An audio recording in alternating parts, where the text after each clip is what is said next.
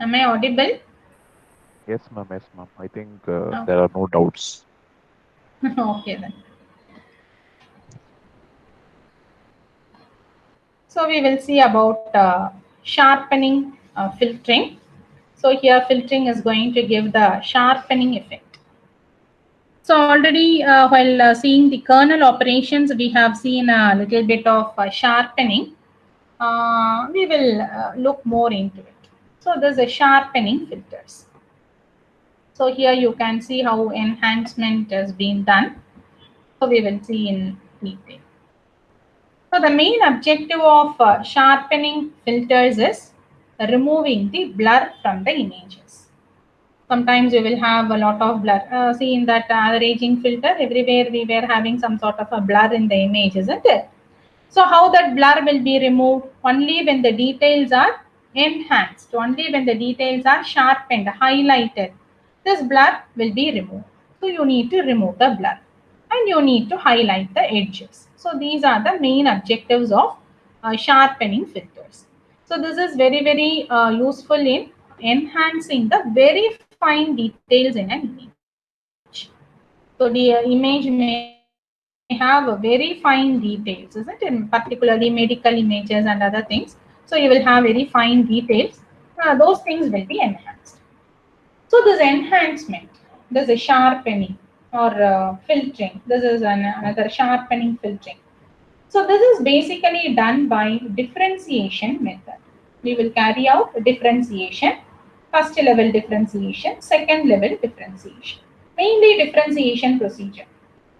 So first level differentiation is what you do by taking the first derivative. So you are very much familiar with the differentiation, how it is performed. You can see the first derivative, how it is arrived at. So by doing this differentiation, you can complete your first derivative operation, and this first derivative will help you in a first level enhancement. But still you are not convinced. You want to have some more sharpening, some more enhancement of fine detail. So in that case, you can go for second derivative. So again in second derivative, you will have the second derivative operations getting performed. So in this case also, the first derivative operation is performed by the very same procedure. In this case also, you will have something called as mask. You are also having standardized mask. Apart from that, you can also develop your own mask. You can do the first differentiation. Similarly, second differentiation is normally done by Laplacian operation. Laplacian operator does the second differentiation. So this operation itself has come out with many different types of mask. Here you can see four different types of Laplacian mask are defined here. So using these masks, it all depends upon our requirement. What sort of an image we are having, how it is corrected, application of whichever mask results in better results. Based on that, we need to decide on whichever mask we will be using. And this is the first derivative.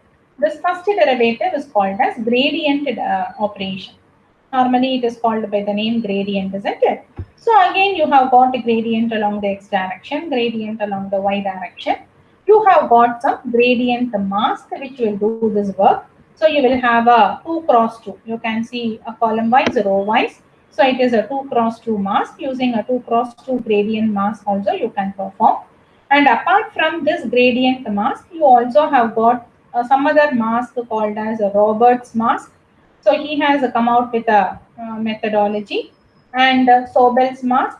Sobel's mask is a 3 cross 3 mask. You can use this mask as well. And you also have got Privet's mask. So it is another procedure. I think I don't have the Privet's mask.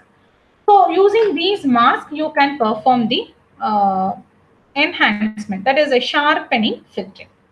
So we will see about these sharpening filtering and then come back.